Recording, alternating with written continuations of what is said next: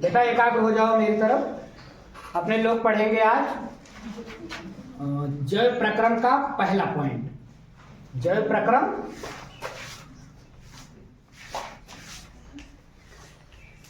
जैव प्रक्रम, तो आइए पहले इसके शब्द पर ध्यान दे दें, क्योंकि बहुत सारे अर्थ तो शब्दों में ही छिपे रहते हैं। तो जैव प्रक्रम, जैव मतलब जीवन, प्रक्रम मतलब उसके क्रम।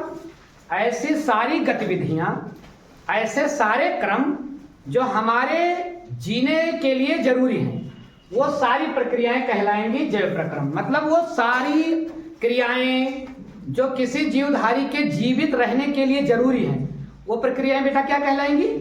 जैव प्रक्रम। जैव प्रक्रम, लाइफ प्रोसेस, जैव प्रक्रम। अब प्रश्न ये उठता है कि जीवन क्या है? भाई हम ये कह रहे हैं कि जैव प्रक्रम में वो सारी प्रक्रियाएं आती हैं, लाइफ प्रोसेस में वो सारे प्रोसेस आते हैं जिससे, जिन प्रक्रियाओं से हम ये कह सकते हैं कि इसमें जीवन है। तो विज्ञान जो है वो जीवन को कई तरह से डिफाइन करता है कि जीवन किसमें है। उसी की चर्चा आइए हम लोग करें कि जीवन किसमें है और जीवन की प्रक्रियाएं हैं क्या।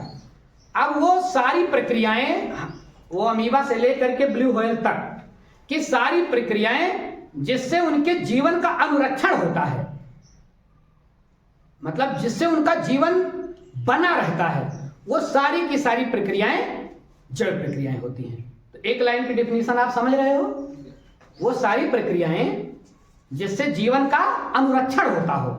अनुरक्षण आप से समझ रहे हो सब? वो सारी प्रक्रियाएं जिससे जीवन का अनुरक्षण होता हो, वो प्रोसेस बेटा क्या कहलाएगा? जैव प्रक्रम। क्या कहलाएगा? जैव प्रक्रम, लाइफ प्रोसेस। तो विज्ञान जीवन को कई ढंग से प्रभावित करता है, अब परिभाषित करता है। अब आप बताओ कि हम आप किससे बने हैं, या कोई भी किससे बना है?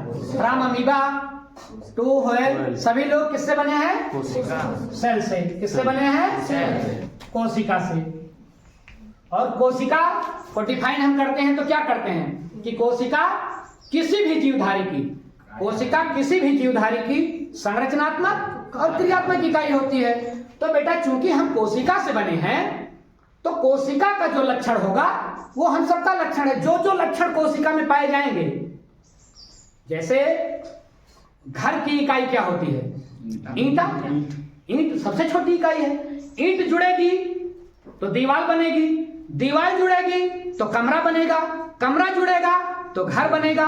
ठीक वैसे हमारा शरीर कई ट्रिलियन कोशिकाओं का बना हुआ है। Trillion, not billion, million, trillion कोशिकाओं का बना हुआ है। बहुत सारी कोशिकाएं इकट्ठा होती हैं एक जैसी, ऊतक बनता है। कई ऊतक इकट्ठा होते हैं, अंग बनता है। कई अंग इकट्ठा होते हैं तो अंग तंत्र बनता है, और कई अंग तंत्र इकट्ठा होते हैं तो पूरा शरीर बनता है। तो हम ये कह सकते हैं बेटा कि जो कोशिका का लक्षण होगा वही हमारा लक्षण है, क्योंकि हम किसके बने हैं? कोशिका से। हम किसके बने हैं? कोशिका से। कोशिका का अध्ययन कराने वाली विज्ञान की शाखा को साइटोलॉजी कहते हैं, क्योंकि कोशिका का जो टेक्निकल टर्म होता है वो साइटो होता है, और लॉजी का से होता है स्टडी। तो विज्ञान की वह शाखा जो कोशिकाओं का अध्ययन कराती है उसे क्या कहते हैं? साइटोलॉजी या कोशिका विज्ञान। तो जो जो लक्षण बेटा कोशिका में होगा वो हमारा लक्षण है। तो आओ देखें कोशिका में क्या क्या लक्षण होते हैं। अगर जिंदा रहना है, किसी को अगर जिंदा रहना है, वो चाहे अमीबा हो सबसे छोटा जीव, या फिर ब्लू व्हेल हो सबसे बड़ा जीव। अगर हमें जिंदा रहना है, किसी भी प्राणी को जीवित रहना है, अब वो चाहे पेड़ पौधा हो, चाहे जंतु हो, चाहे कवक हो, चाहे जो हो, फंगस हो, जिसको भी जीना है, उसके लिए सबसे पहली जरूरत बेटा बताओ क्या होगी? हमें जिंदा रहने के लिए सबसे पहली जरूरत क्या होगी कि हम क्या करें? भोजन या पोषण। क्या करें? पोषण, न्यूट्रिशन। क्या करें? न्यूट्रिशन। अगर हमें भोजन नहीं मिलेगा बेटा तो हम जिंदा रहेंगे? तो जिंदा रहने के लिए बेटा क्या जरूरी है? न्यूट्रिशन, पोषण। हमारा भोजन सबको चाहिए। अच्छा, भोजन कर लेने मात्र से अब आप कह सकते हो सर भोजन तो गाड़ी भी लेती है। बिना पेट्रोल के तो गाड़ी भी नहीं चलती है, तो गाड़ी जिंदा है। अब झंझट खड़ा हो गया कि पेट्रोल डालने से गाड़ी भी चलती है और खाना खाने से हम भी चलते हैं, तो इसका मतलब गाड़ी जीवित है। कुछ मामलों में अब हम आइए तुलना करेंगे और अंत तक पहुंचते पहुंचते हम लोग स्वीकार कर लेंगे कि कैसे जीव, सजीव और जीव निर्जीव में क्या अंतर है, सजीव क्या होता है, निर्जीव क्या होता है। तो सबसे पहले हम देखें कि सजीव को क्या मिलना चाहिए, क्या मिलना चाहिए बेटा, भोजन। क्या मिलना चाहिए, भोजन। भोजन जरूरी है, पहला जरूरी पॉइंट।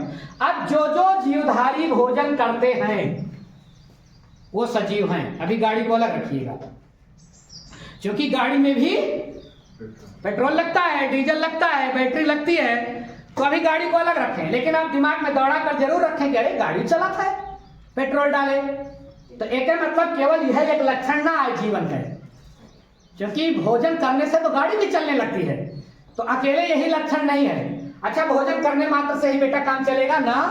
भोजन का क्या हो, रोटी हम खाएं और मान लिया रोटी दांते पीस के अंदर गए, रोटी जैसे है वैसे बनी रह जाए, तो क्या जीवन चले ना। तो इसका मतलब भोजन करें और भोजन का हम पाचन करें, तो इसका मतलब जीवधारियों का बेटा दूसरा लक्षण पाचन। पचाएं भोजन को, उसके छोटे छोटे टुकड़ों में बांटे जिससे हमें ऊर्जा मिले। तो आप कहोगे सर बिल्कुल, लेकिन जब डीजल पेट्रोल गाड़ी में डाला जाता है तो भी उसको चलाता है, पाचन करता है, तभी वो चलती है। तो पाचन हो गया जीवधारियों का दूसरा लक्षण। लेकिन अकेला यही लक्षण नहीं है कि हम कह दें कि जो डाइजेशन पाचन, अब हम केवल यही नहीं कह सकते बेटा कि जो पाचन करते हैं वही सजीव हैं, क्योंकि आप हमारे सामने तर्क रख सकते हो कि गाड़ी भी चलती है पेट्रोल डालने से, तो पाचन। अच्छा चलिए ये बताओ बेटा 10 वाले कि केवल पाचन करने मात्र से क्या जो है हम जिंदा रह जाएंगे। मान लीजिए खाना हमने खाया, भाई पाचन क्या है, पाचन है कि भोजन के जटिल अणुओं को सरल अणुओं में तोड़ देना, यही डाइजेशन है। तो मान लीजिए भोजन के जटिल अणुओं को हमने सरल अणुओं में बेटा तोड़ दिया, तो पाचन हो गया। क्या इतने मात्र से हमें ऊर्जा मिल गई? नहीं, उसको जलाना पड़ेगा, उसको जलाना पड़ेगा। तो बताओ बेटा जीवधारियों का तीसरा लक्षण, जीवधारियों का तीसरा लक्षण श्वसन। क्या होगा? श्वसन। श्वसन मतलब रेशन। तो ये श्वसन क्या है? पहले हम भोजन करें, फिर भोजन को पचाएं, फिर भोजन को जलाएं। श्वसन का मतलब जलाना। जब हम जलाएंगे बिल्कुल वैसे, तो जब जलाएंगे तो हमें ऊर्जा मिलेगी। जैसे लकड़ी जलाएंगे, लकड़ी घरे रखे जले काम हुए, लकड़ी लाए वो ईंधन है। तो हमारे शरीर का ईंधन कौन है? भोजन। बिल्कुल भोजन ईंधन की तरह काम करता है, वो जलेगा तो हमें ऊर्जा मिलेगी। ठीक ऐसे गाड़ी में हम पेट्रोल डालते हैं, पेट्रोल जलता है तो ऊर्जा मिलती है। अब बताइए गाड़ी हवा लेती है कि नहीं, सांस लेती है कि नहीं? हर गाड़ी में एयर फिल्टर लगा होता है जी। तो आप कहोगे सर इसका मतलब गाड़ी भी जिंदा है। आप कह सकते भाई एयर फिल्टर रहता है नहीं गाड़ियों में, एयर लेती है गाड़ियां, और वो भी डीजल को जला करके धुआं निकालती है। चलो एक और बिंदु देखो, जो है परिवहन,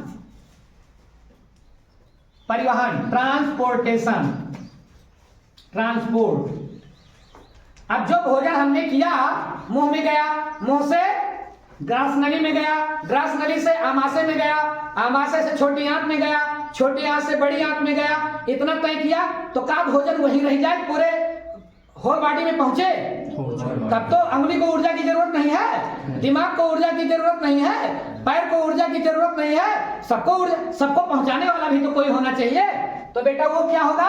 परिवहन। तो जिसमें परिवहन की सुविधा हो वो सजीव है, जिसमें परिवहन। अब आप कहोगे सर गाड़ी में भी पाइप लाग रहा था, डीजल इंजन तक जाता है, फिर जलाता है। हाँ, तो इसका मतलब परिवहन अकेला लक्षण नहीं है, सब मिला करके बनता चल रहा है। भोजन करेगा सजीव है, पाचन करेगा सजीव है, श्वसन करेगा सजीव है, परिवहन करेगा सजीव है। आगे देखें बेटा, आगे परिवहन करेगा सजीव है, और श्वसन के बाद कुछ उत्सर्जित पदार्थ भी निकलेंगे, शेवर निकलेंगे, कुछ फालतू पदार्थ भी निकलेंगे। तो उनका बाहर करना भी उत्सर्जन। अब जो उत्सर्जन करे वो सजीव है, एक्सक्रेशन। जो उत्सर्जन करे वो सजीव है। हाँ, पेड़ पौधे भी सांस लेते हैं तो कार्बन डाइऑक्साइड निकालते हैं, हम सांस लेते हैं कार्बन डाइऑक्साइड निकालते हैं। गाड़ी सांस लेती है तो धुआं निकालती है कार्बन डाइऑक्साइड। तो क्या गाड़ी सजीव हो गई? नहीं, क्योंकि अभी कुछ ऐसे बिंदुओं पर हम चर्चा करेंगे जिससे ये सब गाड़ियों से अलग हो जाएंगे। कुछ ऐसी बातें हम लोग करेंगे। तो उत्सर्जन करे, इसका उत्सर्जन हो रहा है, इसका मतलब सजीव है। खाए गए पदार्थ को पचा रहा है, इसका मतलब वो सजीव है। और पचा करके उत्सर्जित पदार्थों को बाहर कर रहा है, इसका मतलब वो सजीव है। उसके बाद सजीव का लक्षण आप क्या कह सकते हो? ग्रोथ। क्या बेटा? ग्रोथ, वृद्धि या ग्रोथ। हाँ, अगर कोई सजीव है तो ग्रोथ करेगा, वो बढ़ेगा, बिल्कुल, और एक क्रम में बढ़ेगा, एक क्रम में बढ़ेगा। अब आप बोलोगे जैसे आप पहले भ्रूण में थे, शिशु बने, फिर वयस्क बन रहे हैं, तो हम बढ़ रहे हैं एक क्रम से। पेड़ पौधा पहले बीज होता है, फिर छोटा सा तना होता है, फिर बहुत बड़ा तना होता है, धीरे धीरे वृद्धि करता है। आप कहोगे सर घर 1 मंजिला हुआ था, फिर 2 मंजिला हुआ था, फिर 3 मंजिला हुआ था, फिर 4, तो घरों जिंदा है। ट्रैक्टर हुआ था, ट्रैक्टर में ट्राली लाग जाता है, बड़ी के हो जाता है, ट्रैक्टर बड़ा हो जाता है, तो ट्रैक्टर जिंदा है? ट्रैक्टर को बढ़ तो रहा है कि नहीं बढ़ रहा है? क्या हम उसको जिंदा कह सकते हैं? नहीं कहेंगे। क्यों नहीं कहेंगे? आगे देख रहे हैं। अब देखिए, उसके बाद जो है एक अब और लक्षण आपको हम बताने चल रहे हैं जो थोड़ा इन सबसे हटकर चलेगा। अब धीरे धीरे एक और लक्षण है बेटा, उत्तेजनशीलता। क्या है बेटा? उत्तेजनशीलता या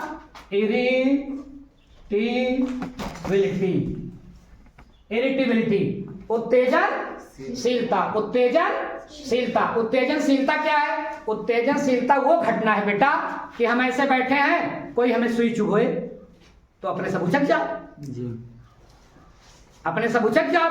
बहुत हम लोग सेंसिटिव हैं, छुई मुई के पौधे को हम छूते हैं तो वो जो है सिकुड़ जाता है, इसका मतलब छुई मुई जिंदा है, जीवित है, उत्तेजनशीलता पाई जाती है। कुर्सी को, मेज को, ब्लैक बोर्ड को चाहे जितना ठोकर मारो, कोई असर इसके ऊपर नहीं पड़ रहा है, ये निर्जीव है, तो उत्तेजनशीलता। लेकिन अब आपका मोबाइल फोन कितना सेंसिटिव है, आपकी उंगली जाती है काम कर देता है, इसका मतलब उसमें भी उत्तेजनशीलता है, इसका मतलब मोबाइल भी जिंदा है।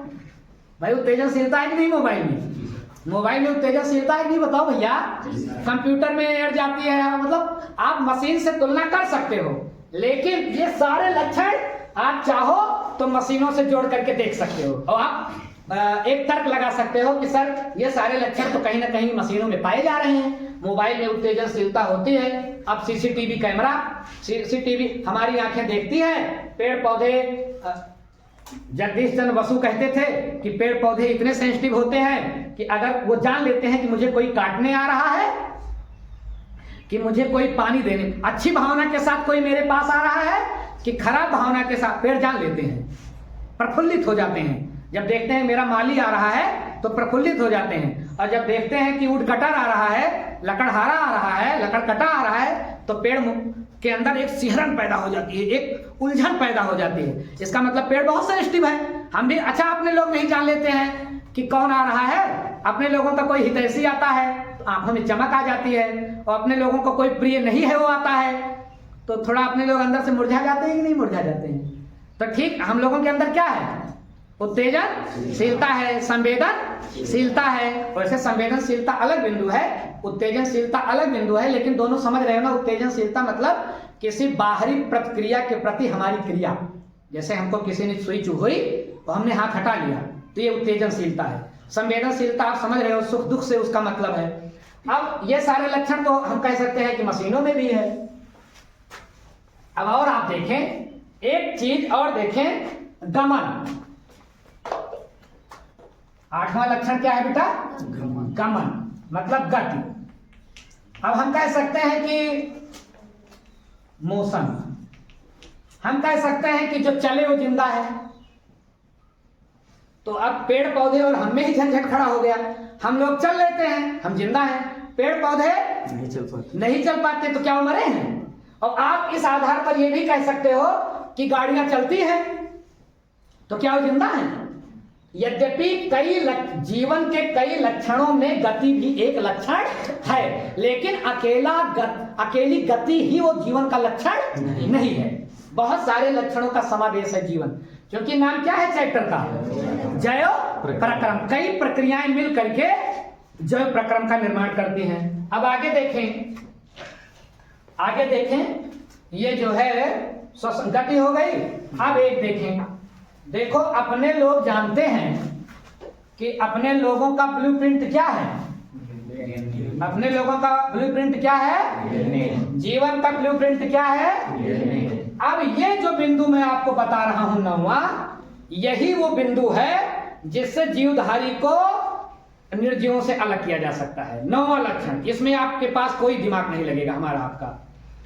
अब ये होता है प्रजनन। क्या होता है बेटा?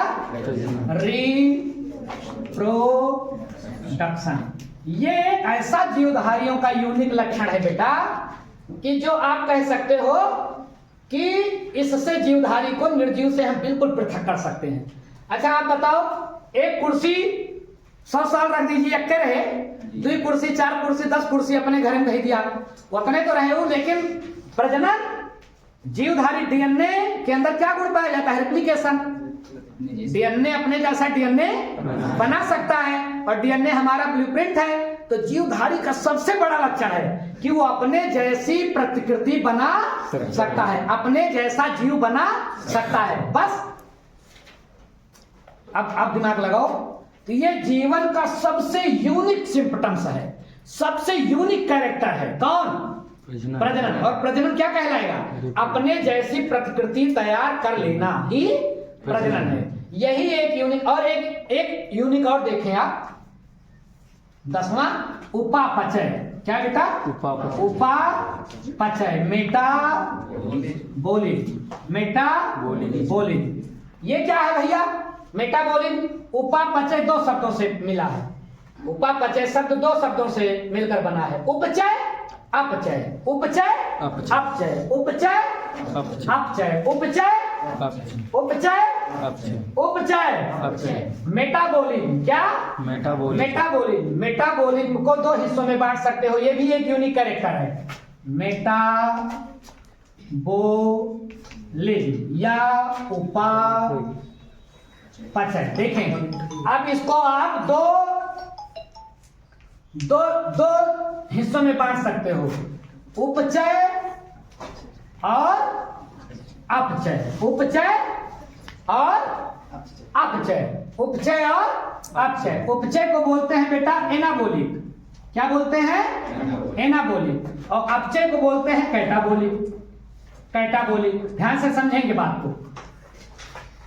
जीवधारी का एक और लक्षण है उपापचय। जीवधारियों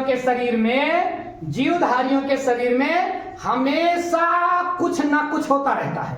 हमेशा वो जो हमेशा कुछ ना कुछ होता रहता है, उसी का संयुक्त नाम है उपापचय। कुछ बनता है, कुछ बिगड़ता है, कुछ बनता है, कुछ बिगड़ता है, कुछ टूटता है, कुछ बनता है, कुछ टूटता है तो कैटाबोलिक, कुछ बनता है तो एनाबोलिक। अब तो सब ने कहा होगा सर जी का टूटता है का बनता है, हमें दिखाते नहीं ना, अपने लोगों तो कुछ दिख नहीं रहा है क्या टूट रहा है क्या बन रहा है, तो हम आपको बता रहे हैं क्या टूट रहा है। ये बताओ कैटाबोलिक। कैटाबोलिक मतलब टूट जाना, कैटा कैटा कैटा कट जाना, टूट जाना, फूट जाना, कैटाबोलिक।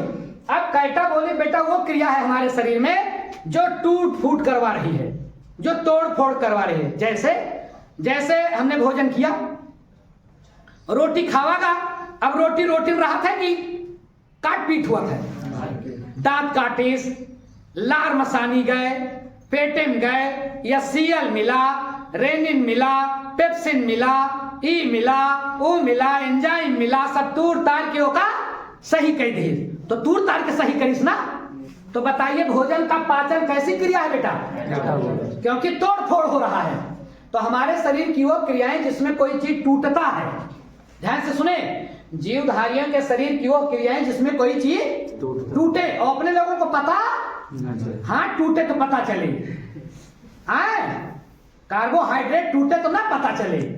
अब कार्बोहाइड्रेट टूट करके क्या बनाता है? ग्लूकोज टूट करके क्या बनाता है?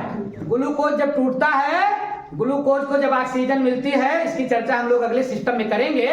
ग्लूकोज को जब ऑक्सीजन मिलती है, जैसे देखें C6H12O6, क्या है ये? ग्लूकोज। और इसको जब मिलती है O2, क्या मिलती है? O2। तो क्या होता है? बनता है CO2 और H2O, क्या बनता है? और प्लस एनर्जी, क्या बनता है? एनर्जी। अब बताओ C6H12O6 और O2 मिला तो यहाँ C6H12O6 कहूं दिखाता है? टूटेगा, खत्म होगा ना। तो बताइए C6H12O6 टूट करके CO2 बन गया, मतलब कार्बन डाइऑक्साइड बन गया, पानी बन गया, हमको ऊर्जा मिली। ये प्रक्रिया टूटी कि नहीं? टूटने की प्रक्रिया है बेटा ना। तो अब बताओ ग्लूकोज का टूटना किसमें रखोगे? कैटाबोलिक। ग्लूकोज का टूटना कैटाबोलिक। तो ऐसी हमारे शरीर की सभी क्रियाएं जिसमें कुछ यौगिकों का क्या हो? टूट फूट हो, उसको हम बोलेंगे कैटाबोलिक। अब जरा इनको ध्यान रखिए, एनाबोलिक। एनाबोलिक क्रियाएं बेटा वो क्रियाएं हैं जिसमें निर्माण होता है, जिसमें हमारे शरीर में निर्माण होता है। अब निर्माण कैसे होता है? याद करो, अपने लोग पढ़े हैं कि नाइट्रोजनी क्षार, याद करिए, फास्फोरिक एसिड और शुगर, याद आ रहा है कुछ? ये तीनों मिलकर के बनाते हैं डीएनए। अब बताइए, और डीएनए मिलकर के क्या बनाता है? क्रोमोसोम। क्रोमोसोम। अब बताओ ये घटना क्या कहलाएगी? एनाबोलिक।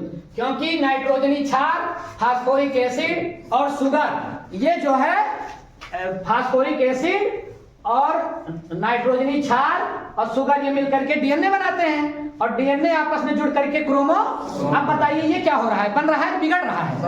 बन रहा है। तो बनना एनाबोलिक, बनना एनाबोलिक, निर्माण की प्रक्रिया। और अगर आपको याद आ रहा है तो हम लोगों ने कभी चर्चा की थी कि हमारे शरीर में जो है कितने प्रकार के एमिनो एसिड पाए जाते हैं? 10 पाए जाते हैं। और प्रोटीन बनने के लिए 10 एमिनो एसिड की जरूरत होती है, जो हम भोजन करके प्राप्त करते हैं। तो 10 एमिनो एसिड हमें मिलता है और 10 हमारे शरीर में होता है। तो 10 एमिनो एसिड मिलकर के प्रोटीन बनाते हैं। तो बताओ, एमिनो एसिड से प्रोटीन बनना बन रहा है ना? तो कैसी प्रक्रिया होगी बेटा? आप समझ गए? अब बताओ, का ये सब प्रक्रिया कुर्सी मियाज घरे दुआरे पंखा में होती है? ना होता। तो हम कह सकते हैं कि उपापचय, प्रजनन, गति, ये सब कुछ। लेकिन यूनिक कितनी बताई मैंने? यूनिक 2 बताई। एक तो प्रजनन, हर जीवधारी अपने जैसी प्रकृति बना सकता है। और दूसरा बेटा क्या बताया? दूसरा उपापचय। तो ये दोनों प्रक्रियाएं मिलकर के क्या कहलाएंगी? एनाबोलिक और कैटाबोलिक मिलकर के क्या कहलाएंगी? एनाबोलिक और कैटाबोलिक मिलकर के क्या कहलाएंगे बेटा? मेटाबोलिक। क्या? मेटाबोलिक। उपापचय और एनाबोलिक मतलब बनना, कैटाबोलिक मतलब उठना।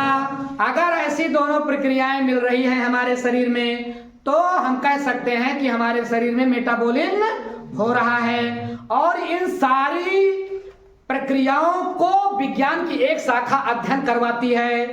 इन सारी प्रक्रियाओं का उसको बोलते हैं फिजियोलॉजी। क्या बोलेंगे बेटा?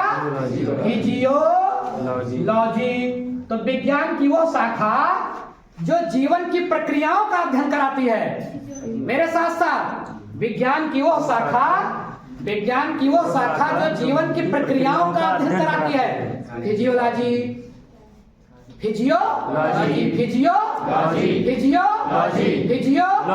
जो जीवन की प्रक्रियाओं का अध्ययन कराए, वो क्या कहलाएगी? तो 10 वाले बेटा आप लोग ये बताओ अब कि जो चलते हैं वो सजीव, जो वृद्धि करते हैं सजीव, जो पोषण लेते हैं सजीव, जो श्वसन करते हैं सजीव, जिनके अंदर उत्तेजनशीलता है सजीव, जिनके अंदर अपने जैसी संतान उत्पन्न करने की क्षमता है सजीव, जिनके शरीर में उपापचयी क्रियाएं होती हैं सजीव। हाँ सजीव पक्का हो गया, यही सजीव का लक्षण है। ये सारे लक्षण विद्यमान हैं, इसका मतलब हम जिंदा हैं। सहमत हो गया 10 वाले? अगर इतना लक्षण है तो सहमत हो गया? इतना लक्षण है तो मतलब अपने सब जियत ही, इसका मतलब हम लोगों के अंदर जीवन है।